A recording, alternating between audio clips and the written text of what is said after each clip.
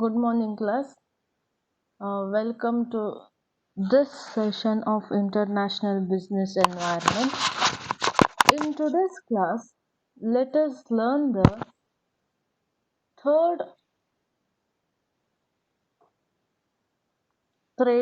third traditional trade theory, that is the theory of comparative advantage. Now, in our last class, we were discussing regarding the theory of absolute advantage. Now, that theory of absolute advantage had provided useful framework for international trade for almost century. But the theory of absolute advantage was looked down upon with a different perspective. Now, David Ricardo, one of the British economists, argued that cost advantage is not the necessary, and also it is not a sufficient condition for trade between the nations. He argued that nations would benefit from trade even if they had absolute cost advantage. Now, according to Ricardo, as long as other country is not equally less productive in all lines of production, measurable in terms of opportunity cost of each commodity in two countries, it will still be mutually gainful for them if they enter international trade. Now, regarding all these theories you have discussed in your first semester economics, so definitely I'm going to just brush up what you had studied earlier, and I am sure you all remember the meaning and the difference between maybe the absolute cost advantage, or what do you mean by absolute cost, comparative cost, opportunity cost. If at all you are confused, you'll have to do a work of going back and remembering what these things are. Now, speaking about your theory of comparative advantage, this theory states that a country should always produce and export those goods and services for which it is relatively more productive than other countries are.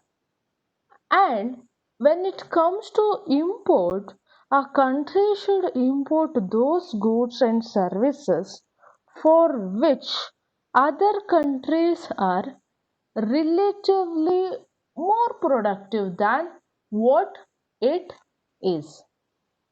Now, speaking of this, a country is said to have a comparative advantage in the production of a goods or service if it can produce it at a lower opportunity cost than other country.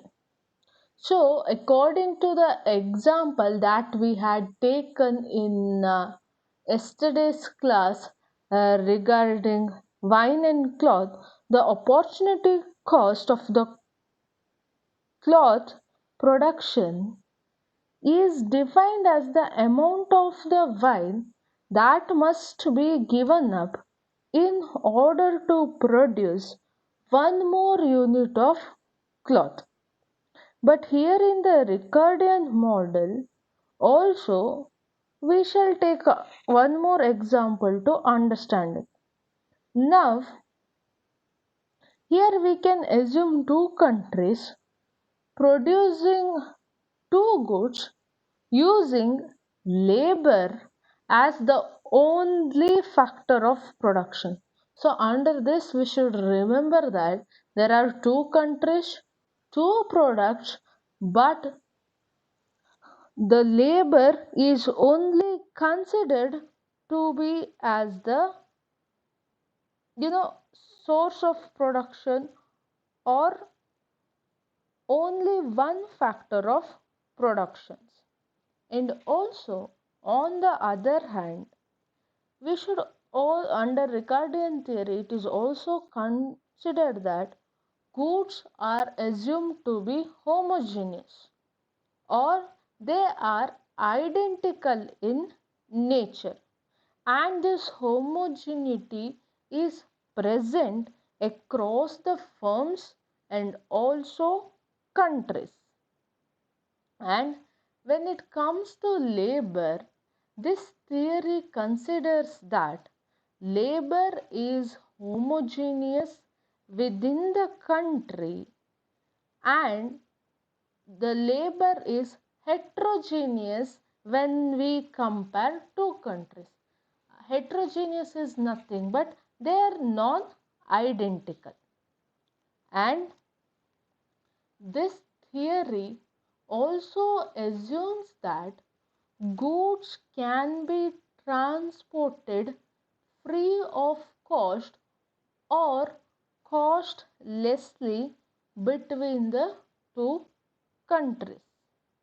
And when it comes to labor, it assumes that labor can be allocated costlessly between industries within a country but cannot move between countries. Okay, so there are 3 to 4 assumptions that has been made. When it comes to goods, we consider that goods are, as it is identical between the countries, also between the firms also. When it comes to labor, we consider labor is homogeneous within the country and heterogeneous outside the country. And speaking of labor, it is also that labor can move freely within the country, but labor cannot move free outside the country. And transportation also, goods can be transported from one country to other country freely. And one more thing regarding labor that has been assumed is that labor is always fully employed. Now, production technology differs, or the production technology differences exists across industry and across countries, and this is reflected in the labor productivity. Now, firms under this theory are assumed to maximize profit, while consumers are assumed to maximize utility. Now, this concept of opportunity can be explained with the help of the table that is being present. In this example, we have assumed two countries, Finland and Germany, which produces paper and fish. Now, if both the countries were to produce only one product, they had to forego the production of the other product. That is to tell, for example, if Finland decides to produce only fish, then it should forego the production of paper. Similarly, if Germany decides to produce only paper, then it has to forego the production of fish. In this case, the foregone alternative is lost when one option is selected. Now, that is to tell, each country has a comparative advantage over its trading partner. Now, in the production of that good for which its opportunity cost is lower than that of its trading partner. Now, in the example that we have taken, the output per unit of input in case of paper produced by Finland is 3/4 that of fish, and in case of Germany it is half. Now, in other words, if Finland were to produce paper by foregoing its opportunity of producing fish, it should be able to produce 3/4 of the output per unit of labor cost if it would have used to produce fish.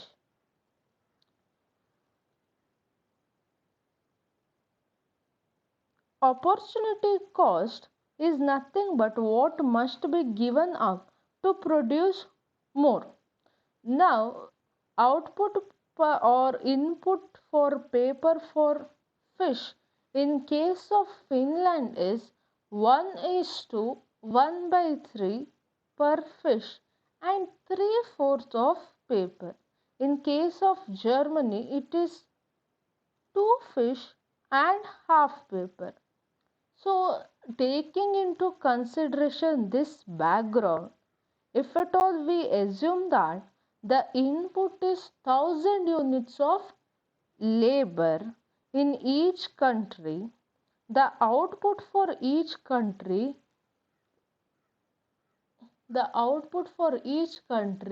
is considered as so. Okay, because under opportunity cost they have taken labor to be the only factor of production. Okay, and under that, if at all we consider that out of 1000 units, if at all each country has to produce the two commodities, what would be the situation?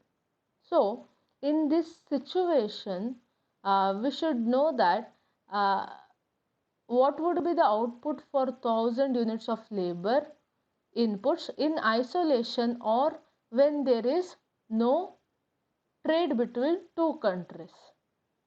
Therefore, when there is no trade between two countries, both the countries have to produce both the goods. So, out of 1000 units what they have divided the input equally to both the commodities. So, when that is the case, Finland and Germany would be producing the output, which would be Finland produces 1500 units of paper and 2000 units of fish, and Germany would be producing 500 units of paper and 1000 units of fish. Okay, now similarly the output the output of fish would be 3000 and paper would be 2000. Okay, therefore, okay, let us further assume that the two countries now have started doing business among themselves and produce the product in which they have comparative cost advantage. That is, produce the product which can do at a price or produce at a price lower than the other country. In this example, Finland has a comparative advantage because it is able to produce 3 units of paper with 1 unit 3 units of paper with 1 unit of input, as against Germany, which can produce only 1 unit of paper. Now assume that Finland would allocate 70% of its inputs to producing paper and the rest 30% to producing fish, and Germany allocates 100% of its inputs in producing fish. The output would be nothing but, now out of the 7,000 units Finland has, 70% has been given for paper and 30% is used for producing fish. So 70% of 1000 is nothing but 700 and 30% of 1000 is 300. Whereas Germany has allocated entire its input to producing fish. Entirely the 1000 has been allocated towards fish. So now here Finland 3 into 700 is nothing but 2100, and 300 into 4 is 1200. Whereas Germany, it is not producing any paper, so the entire capacity would be used for producing fish. So 2 into 1000 would be 2000. So the total of paper would be, now under the case of trade between the countries, would be 2100 units of paper and 3200 units of fish. So which is comparatively more than that of the trade which used to be done in the country in isolation with the other country. So in case of paper, there is an increase of 100 units. In case of fish, there is an increase of 200. Now it can be seen that in this situation of trade, the total output of two countries increases. Now when this case is present, now which of the country will take the increased output would depend upon the terms of trade and the bargaining power of two countries. Now the Ricardian theory concludes that when countries specializes in trade, the relative price of the produced goods rises on the one hand, and on the other, income for workers also rises, and important goods will start becoming less expensive for consumers. And this theory tells that trade has the potential to benefit both high productivity and also low productivity countries. Although trade may change the distribution of income within the countries. Now, the high productivity or low wages give countries a cost advantage that allows them to produce the products or services efficiently.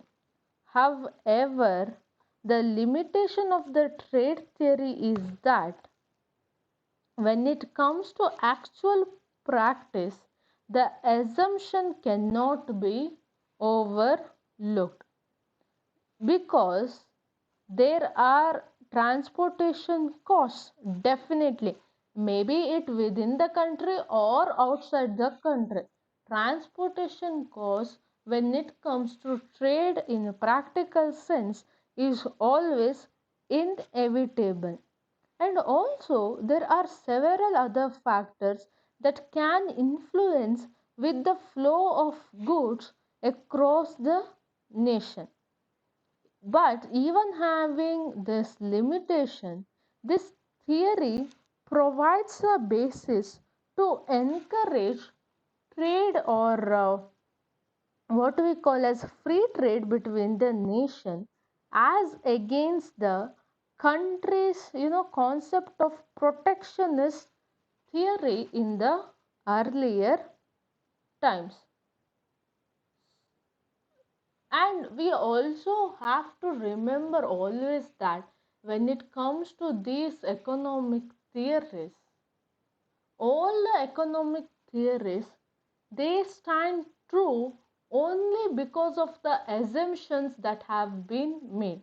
And the assumptions are always, when we consider in the practical sense, might not work.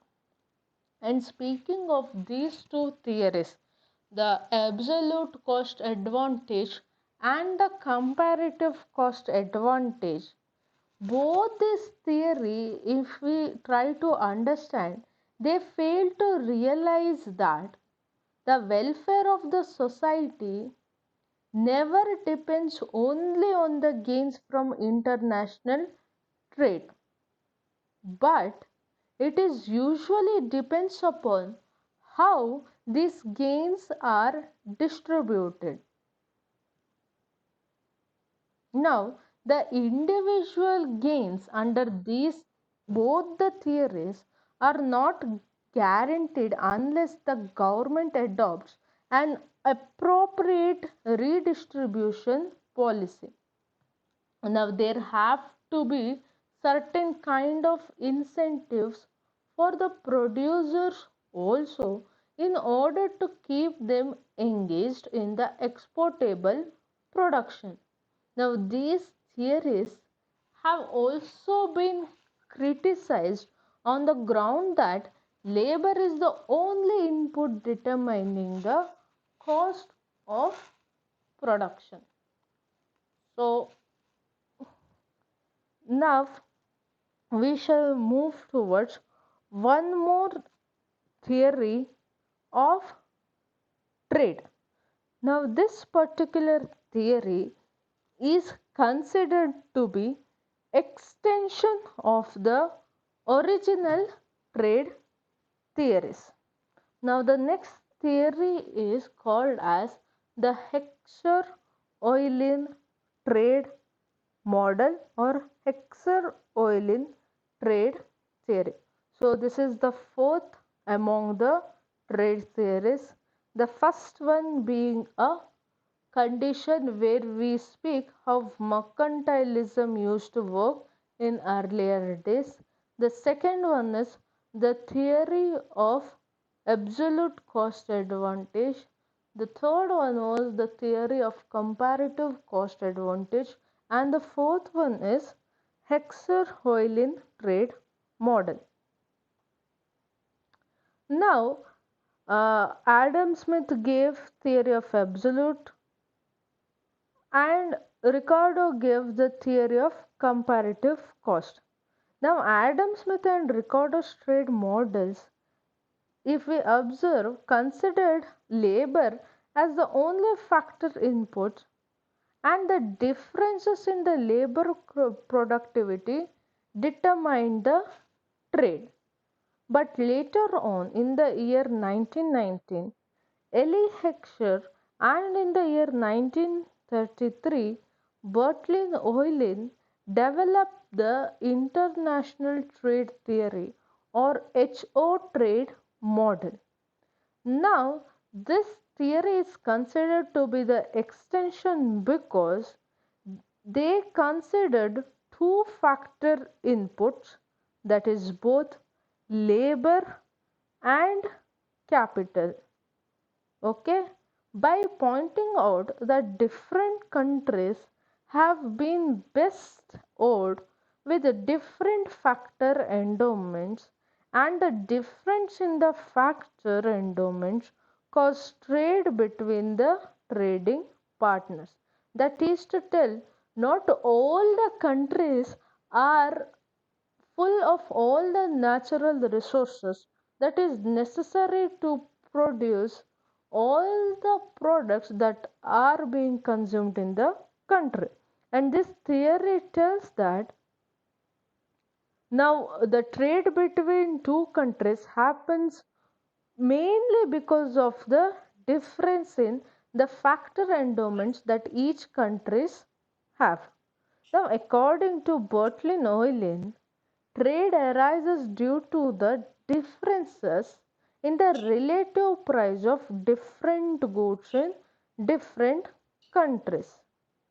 And speaking of that, he tells that the difference in the commodity price is due to the difference in the factor price. And it is definite that factor price differs because of endowments differs in country. Hence, trade occurs because different countries have different factor endowments. In simple words, Oilin tells that two countries trade among themselves because for the same product, the price in two countries would be different. Now, he gives reason why the price is different. He tells that the price is different because the two countries differs in the factor price. Now speaking about factor price, it is nothing but the price of factors of production. Because there is difference between these factors of production, the commodities price differences. And he again gives reason why the factor prices differs. The factor prices differs because each country differs in its factor endowments, or in other words, the natural resource that they possess. So because of that main difference, there would be difference in the factor prices, and thereby that leads to the differences in the price of factors. To give an example, it is simply to tell, now consider two countries, maybe India and Sri Lanka. Now, India might be very rich in having a natural resource to produce steel, whereas Sri Lanka might not be having so much of natural resources. Now, because of this, the factor that is used to produce steel would be available cheaper in India, whereas Sri Lanka would be comparatively costlier compared to India. And thereby, the steel which is produced in India would be cheaply available, and in Sri Lanka, for the same quantity, it would be available for higher cost. And that is when both the countries come into trade, and that is simply explained under Hexer-Oilin trade model. Now, this Hexer-Oilin trade theorem states that countries which are rich in labor will export labor intensive goods, and the countries which are rich in capital will export capital intensive goods. That is to tell, a country which produces goods which requires labor as the main source of factor of production will be producing such goods, and the countries which would be rich in capital as a factor of production would be producing capital intensive goods. Now, the theory is based on the assumption that there are impediments to trade. Impediments to trade or restriction of trade, and that there is perfect competition in both the product and factor market. And moving further, the theory is based on the comparative advantage in terms of relative factor prices.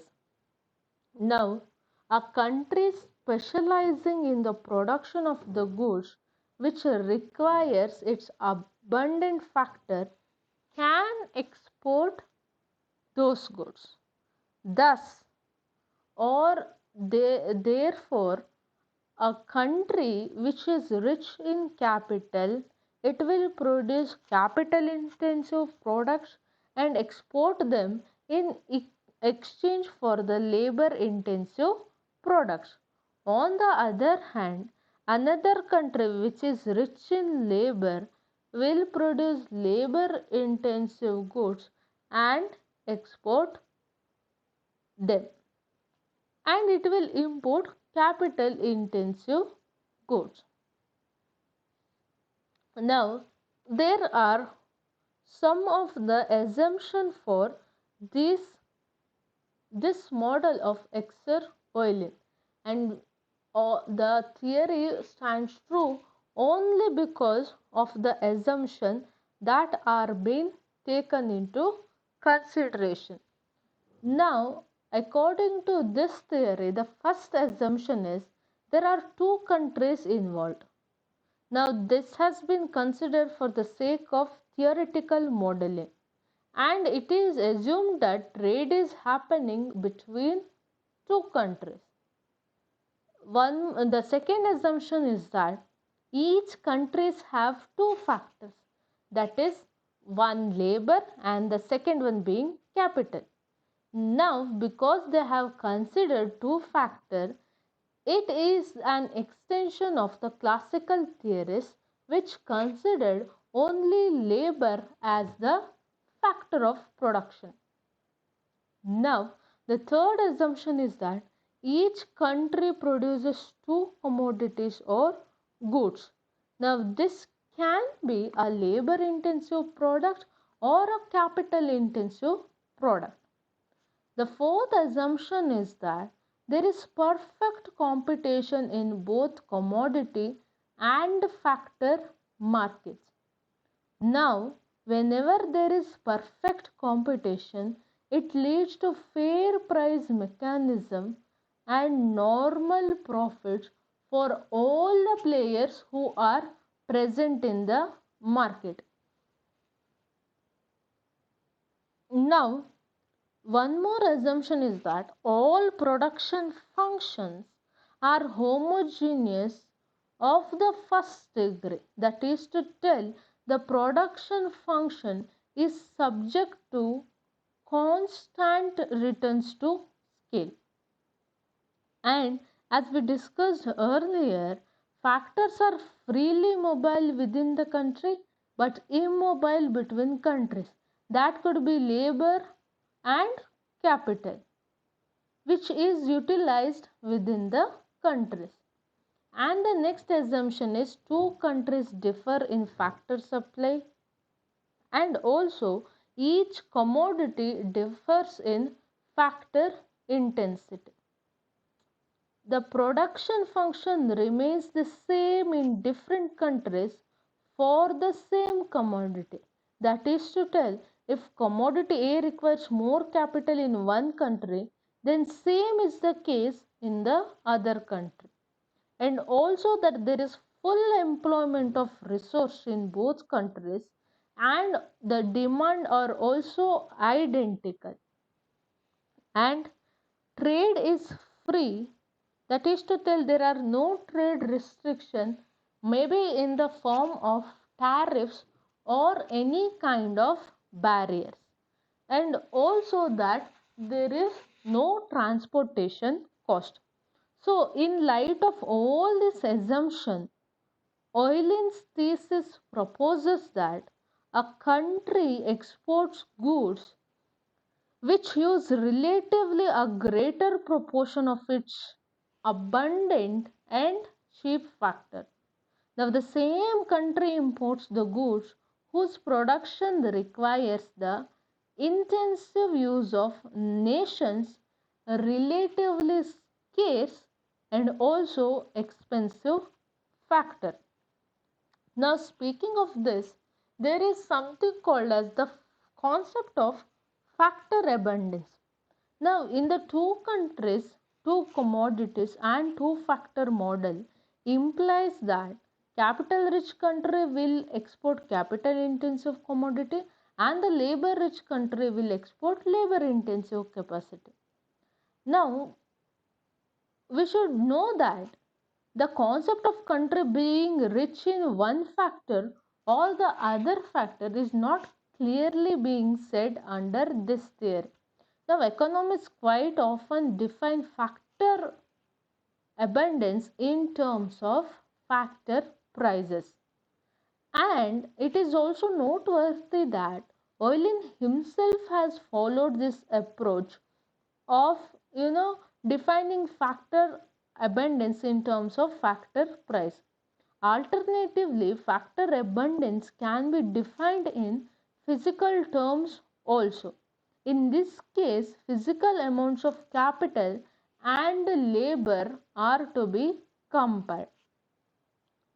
Now, here they have taken price as a criteria for defining factor abundance. That is to tell, a country where capital is relatively cheaper and labor is relatively costly is said to be a capital rich country, whereas a country where labor is relatively cheaper and capital is relatively costlier is said to be labor rich country. And for this sake of developing, we need a mathematical equation, and we should assume that the trade is taking place between two countries. So for this example, let us consider two countries, one to be America and one more to be India. So the mathematical equation could be P into K divided by PL of America, which is greater than that of P into K divided by PL of I, that is India. Now, here P is nothing but it refers to price, K refers to capital, L refers to labor, small letter a refers or represents America, and small letter I represents India. So, here the price of capital is more than that price of capital in India. Therefore, America is considered to be a capital intensive country, whereas India is considered to be a labor intensive country. So, in this equation, we observe that in America, capital is cheaper and in India, labor is abundant. Now, the emerging pattern of trade can be explained with the help of an example. Okay, in the diagram, this y-axis represents capital, x-axis represents labor. Okay, and the line xx is the isoquant for the commodity X being produced in America, and y is the isoquant representing commodity produced in India. So it is clear that XX is relatively capital intensive while YY is relatively labor intensive. The factor capital is represented over y-axis. The factor labor is represented over x-axis. Now PA, this particular line PA represents the price line or what we call as budget line of the country America. And we can see that this particular line PA is tangent to x at a point E. The price line is also tangent to y axis at a point K. Now the point K will help us to find out how much of capital and labor is required to produce 1 unit of Y in America. Now P1B. P1B is the price line of the country India. The price line P1B is tangent to YY at the line I, and the price line RS, which is drawn parallel to P1B, tangent to XX at a point M. This will help us to find out how much of capital and labor is required to produce 1 unit of commodity X in India. Under the given situation, the country America will choose the combination E, which is more specialized on capital goods. It will not choose the combination K because it is more labor intensive and less capital intensive. Thus, according to Oilin, America will specialize on the production of goods X by using the cheap factor capital intensively, while India specializes on commodity Y by using the cheap factor labor available in the country. That is to tell, now here America can use its factor capital, which is cheaply available, more than that of labor. Okay, labor is available at a high cost for America. Thus, the Oilin's theory concludes that the basis of international trade is the differences in the commodity prices in the two countries. Now, differences in the commodity prices are due to cost differences, which are the result of difference in factor endowments in two countries. A capital rich country specializes in capital intensive goods and exports them, while a labor abundant country specializes in labor intensive goods and exports them. Now, speaking of this, Exer-Oiling trade model has its own limitation. Let us discuss regarding that in the coming session.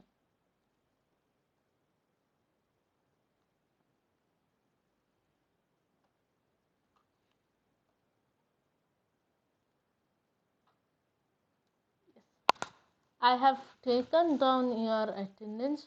You can leave the meeting for the